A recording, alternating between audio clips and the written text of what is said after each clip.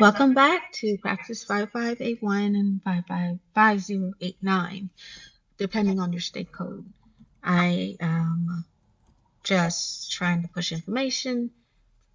So if anybody was like me, looking for resources and spending quite a bit actually on different stuff, you will eventually see that all of the information are kind of in the same. If you can get the matrix, you can get it's just all going to cross over in the same. So what I did with which I am a visual reader, learner, so I like to write, and that's how I study. So I've crossed all of the information through all of the resources that I've had access to, and the ones that are in every single item I've put together here. So come and study with me. Go on to the next slide. Hi, welcome back.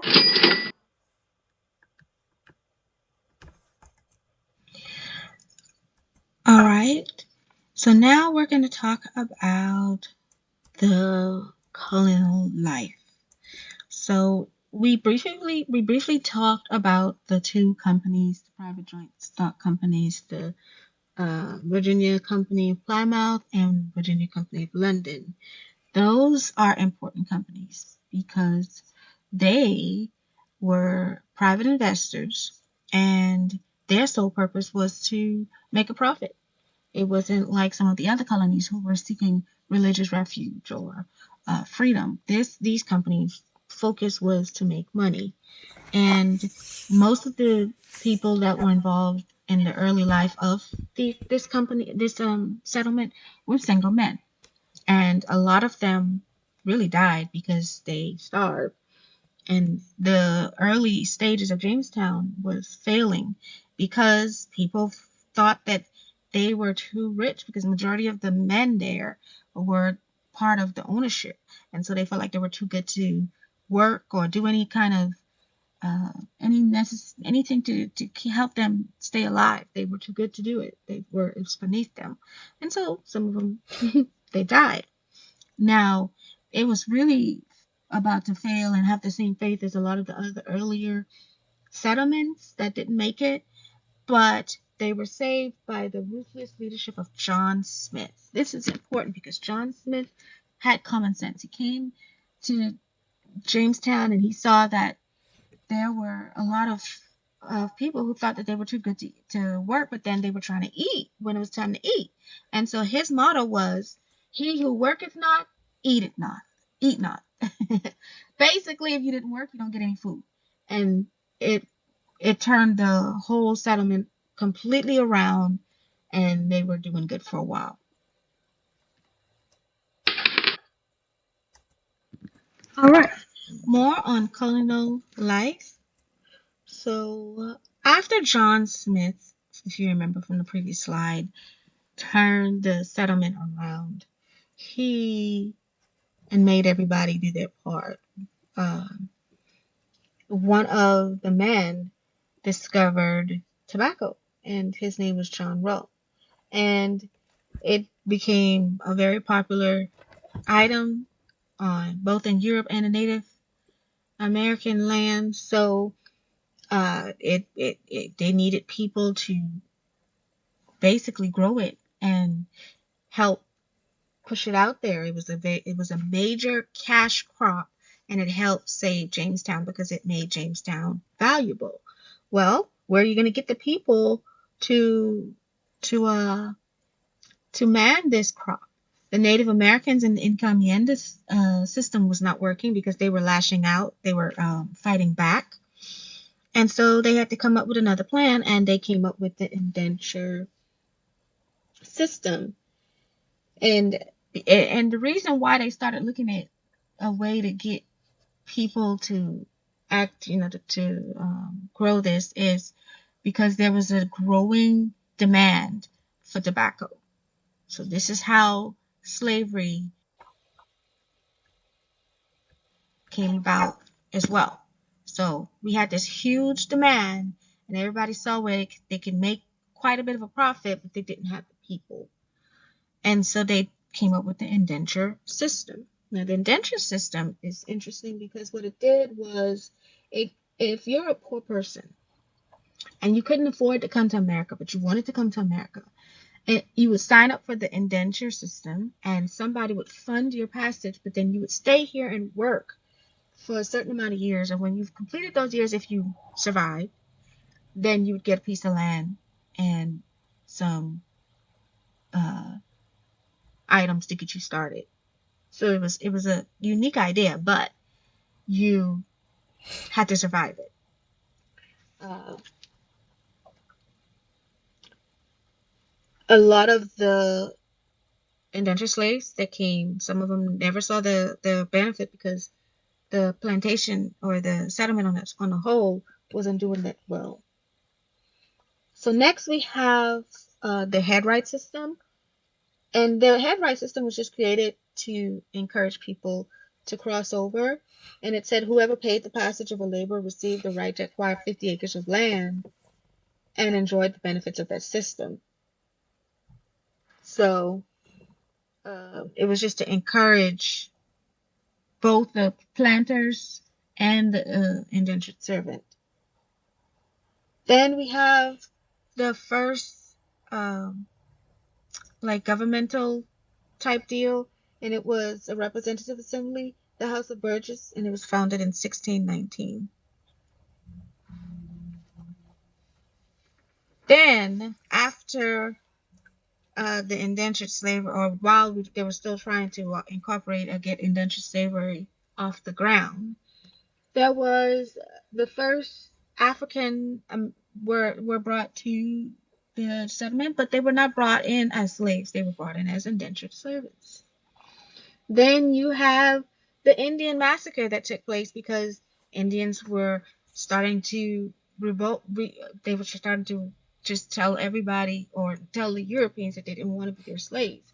They were also didn't like them taking their lands, but that comes in more depth later. The main focus here is they were not going to be slaves, and so they started killing the settlers in large numbers. And in 1622, 347 settlers were killed, and then in 1644 they struck again with killing another 300 settlers. And this was subdued eventually, but it was still a major issue. King James saw that the Jamestown was doing well and it was profitable, and like any other monarchy who gives you something and then decides to take it back, King James was no different. He said, you know what, I want it for myself.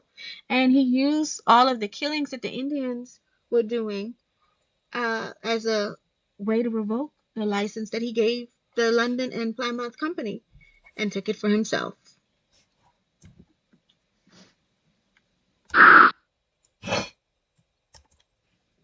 All right, it's quiz time. Number 1. What was the primary goal of the Virginia Company? If you remember, they were ran by a private corporation and their only concern was to make a profit. Number 2. Why was Jamestown failing in the beginning?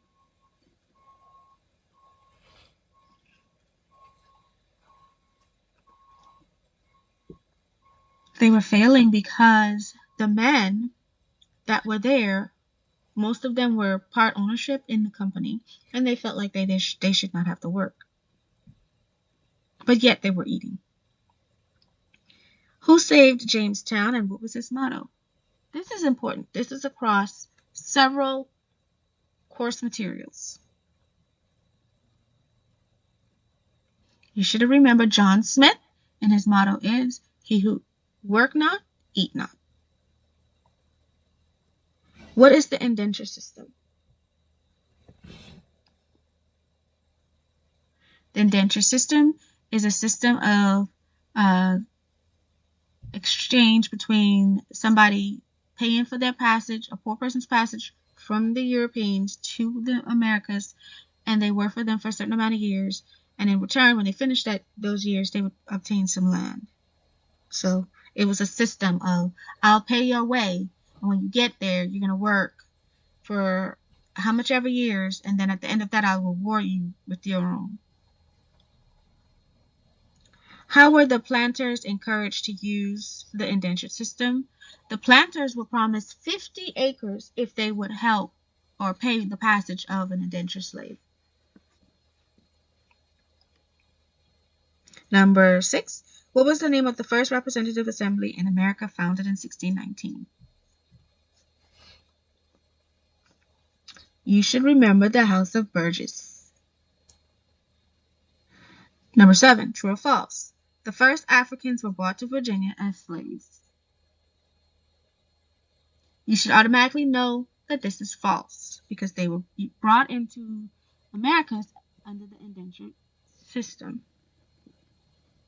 Number 8. What took the lives of over 300 settlers during this time? Is what we're talking about, not in general. What took the lives of over 300 settlers? You should have remembered the Indian Massacre. Number 9. What product did Jamestown discover? And you should know tobacco. Number 10. Why did King James revoke the company's license and what grounds did he use?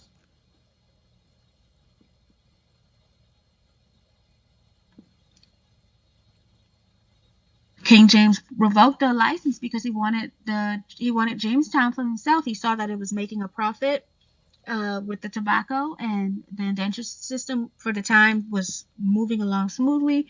So he saw the wealth that was about to come from Jamestown and decided, hey, wait a minute, I don't think I want that wealth to go to y'all. It needs to come to the monarchy.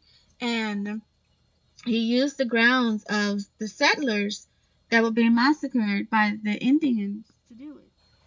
Keep in mind, this was already subdued, but yet the deaths were already there, so he just used that as a ground to say, hey, no, y'all don't need to have that. I'll be in charge of that. Let us be in charge of it.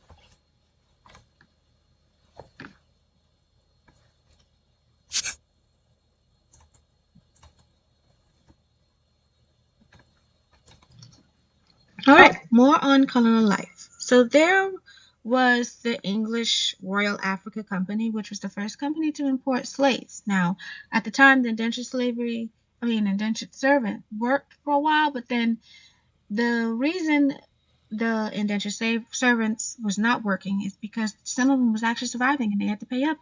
And the Native Americans at the time did not want to share the land, so they had to find a new way to get help.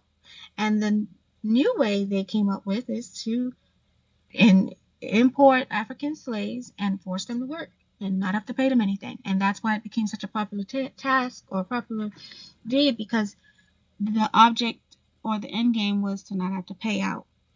And this company began importing them, and even though it's expensive, people were paying it because it was better than the indentured servant contract. Now, because of all of the slaves that were being imported, laws had to been created surrounding them, and they came up with the slave code. The slave code is just a bunch of laws surrounding slaves that they put together and listed it under the slave code, such as if a woman gave birth and she was a slave, her child would be a slave too, and it would continue and so forth. Next, we have the Maryland colony, which was not founded by like an organization or private proprietor. It was founded by an individual proprietor. King Charles was just handing out settlements, I guess, back then, like he handed out others. And he handed out Maryland to Lord Baltimore, and he mainly wanted this land because he thought he would make a profit. Then you have the Carolinas and Georgia.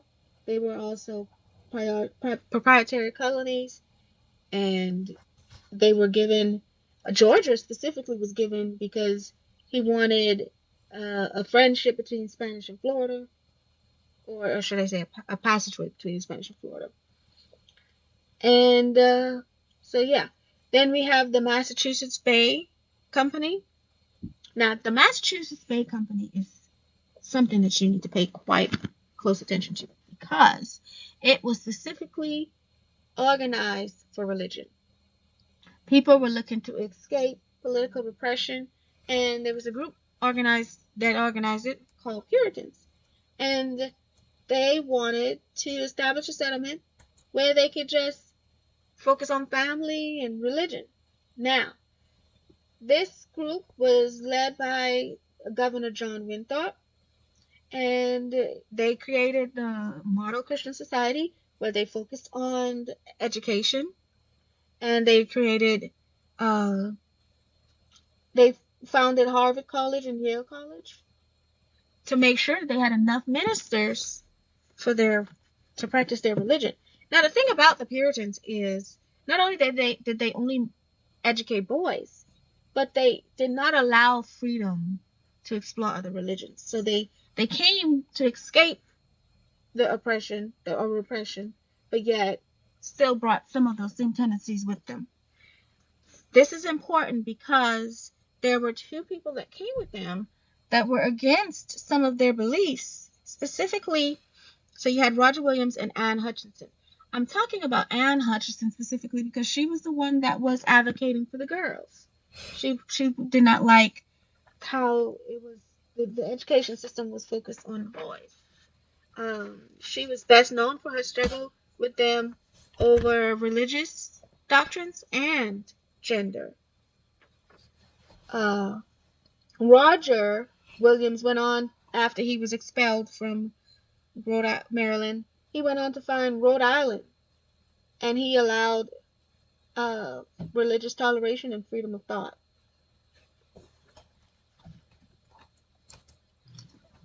All right.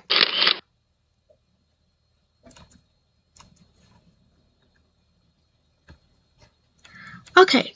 So there were some more settlements in Connecticut, New Hampshire, and Maine. They were just briefly mentioned. They just were the people from Massachusetts in search of land for growing population, but specifically Maine was held on to by Massachusetts Bay Colony after they purchased it all the way up until it became an actual of one of the original 13 colonies. So they just kind of held tight to it. They didn't really do much with it.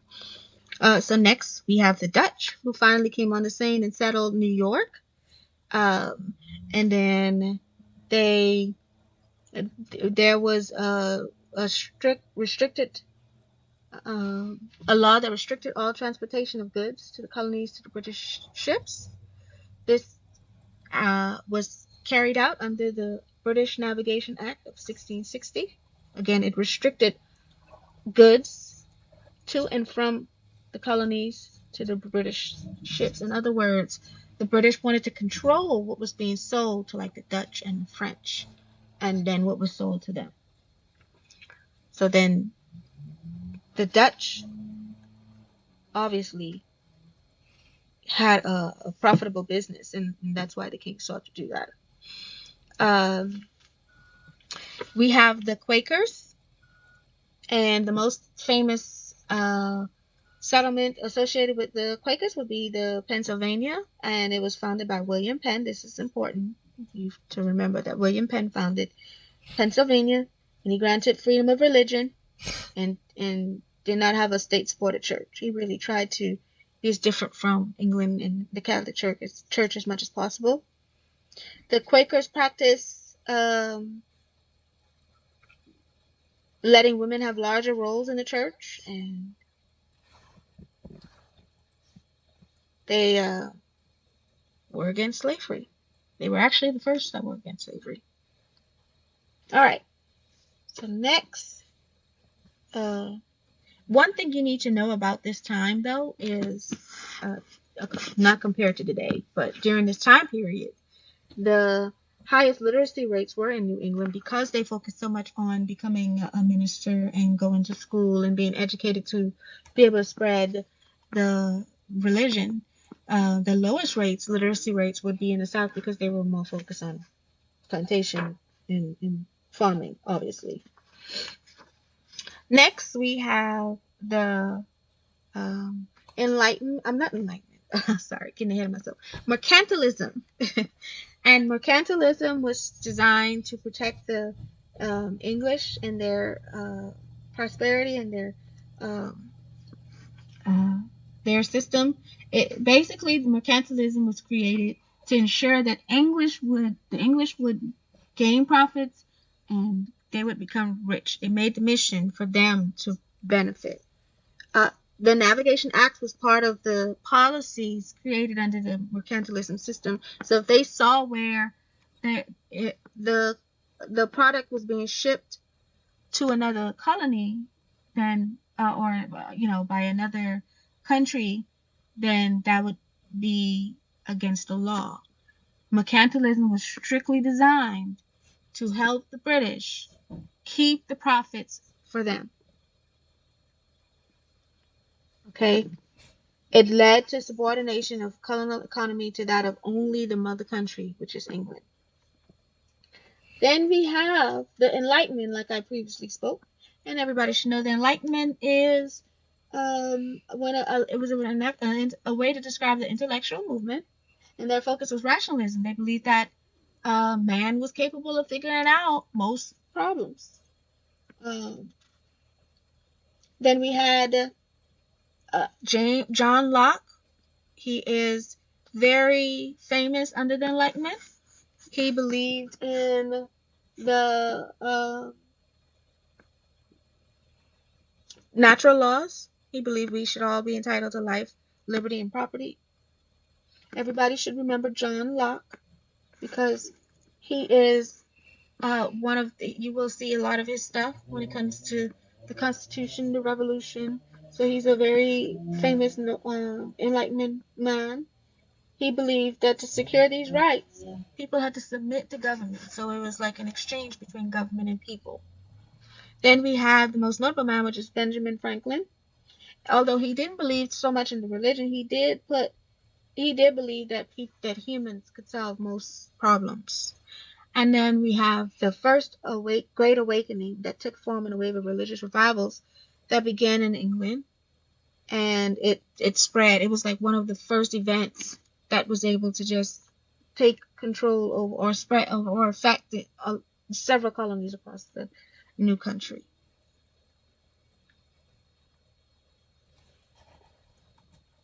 Okay,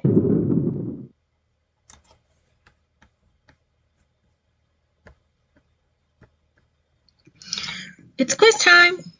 All right. What was the name of the company that first began importing slaves to the Americas?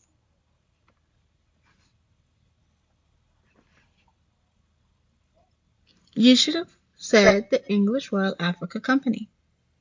What was the name given to the laws regarding slaves in the colonies?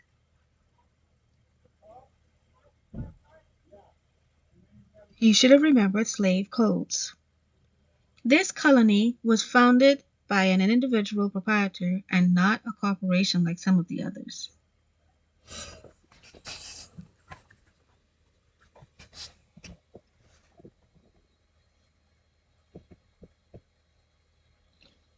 You should have said Maryland. Who did King Charles I give Maryland to? Lord Baltimore. True or false? The Carolinas and Georgia were corporation companies. This is false. If you remember, I said Carolina and Georgia were proprietary companies. Number 7. Why did the British king give a group of philanthropists a charter for Georgia?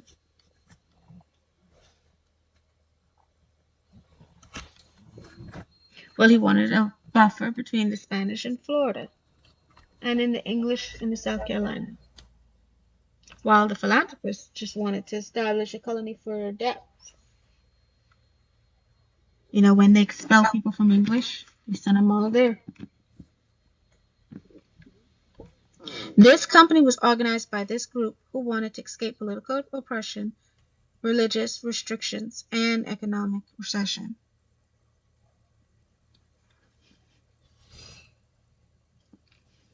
You should have gotten the Massachusetts Bay Company and Puritans.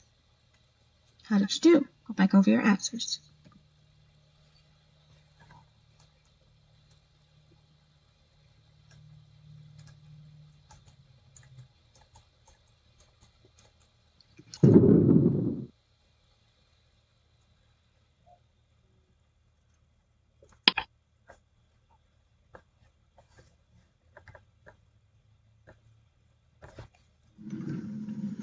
All right, here's the other half of the questions. We have a lot of material in this section to pack and really try to pay attention to. Number 9, who was the leader of the Puritan community owned by the Massachusetts Bay Company? You should have remembered Governor John Winthrop. Number 10, true or false?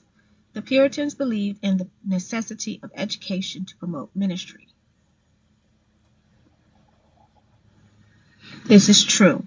If you remember, they wanted education so that they can spread religion. Number 11, what 2 colleges did the Puritans establish? This should be easy to remember because it is associated with 2 names that we still have here today. That's Harvard and Yale College. Now they're called universities, but you should still be able to easily remember this because the names are the same, the first part of the names anyway. Number 12, true or false?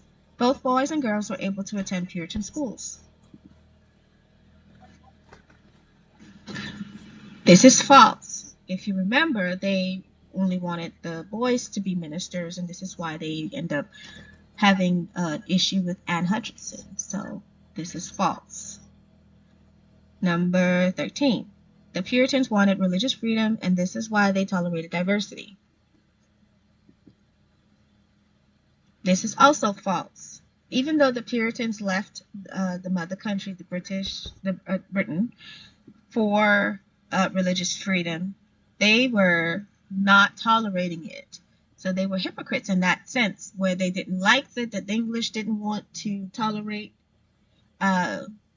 freedom of religion, but then they came and created their own and banned or was against religious toleration. All right, number 14. Who were expelled for challenging the Puritans?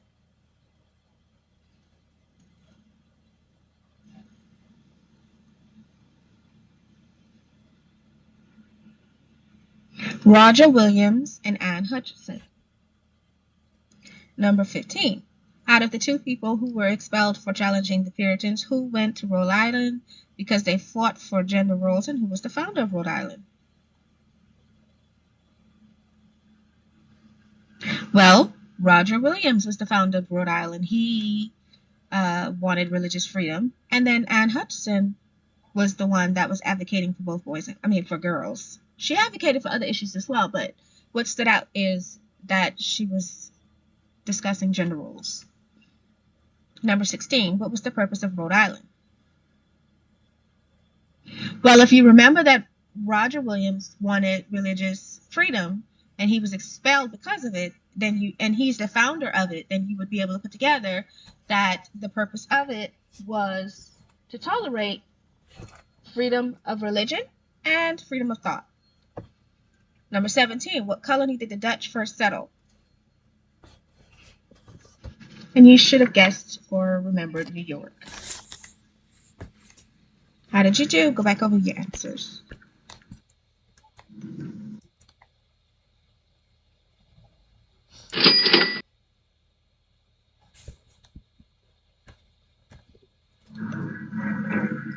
Continuation from previous questions. Like I said, this section has a lot to pay attention to. So, number 19. Which act restricted all transportation of goods to and from Britain?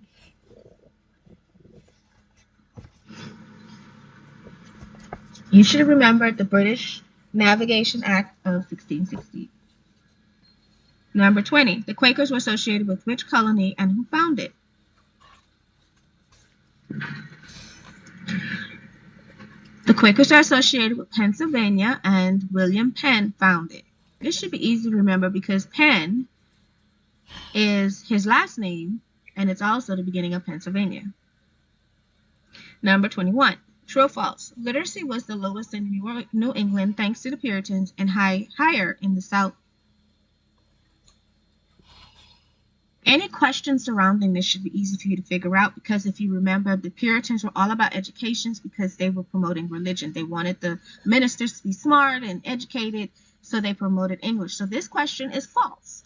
And then you should also realize that the South really focused on agriculture and they didn't have time for education and they didn't believe in religion, so or not as much as the North did. So therefore, this is false. The Puritans and New England had higher literacy than the South. Number 22. What is the name of the system designed to protect the English industry and wealth? Mercantilism. If you remember, there were laws such as the British Navigation Acts that were designed under mercantilism just to protect England. Number 23. Who was a major English philosopher of the Enlightenment and believer of natural laws? It is very important for you to remember John Locke because he will show up several times, and I could almost guarantee that you will probably read something surrounding either his beliefs in natural laws or him. It is crossed over and detailed in every material, so he's important. Number 24. What was John Locke's main philosophy on natural laws?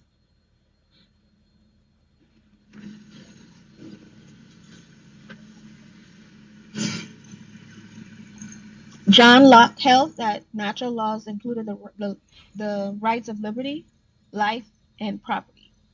He believed that in order to get these rights or these, laws surrounding them, that we had to submit to government and it had to be an exchange between government and the citizens. Number 25. Who is the most notable man of the Enlightenment era in America? You should have gotten Benjamin Franklin. Number 26. True or false? Benjamin Franklin believed that God could solve most problems regarding human reasoning. And you should have said false, because if you remember, Benjamin Franklin was not against God, but he believed that humans could solve most of their problems. And number 27. What is the name given to the first religious revivals that affected all colonies? And you should remember the First Great Awakening, which happened in England, but it affected colonies all over. How did you do? Go back over your answer.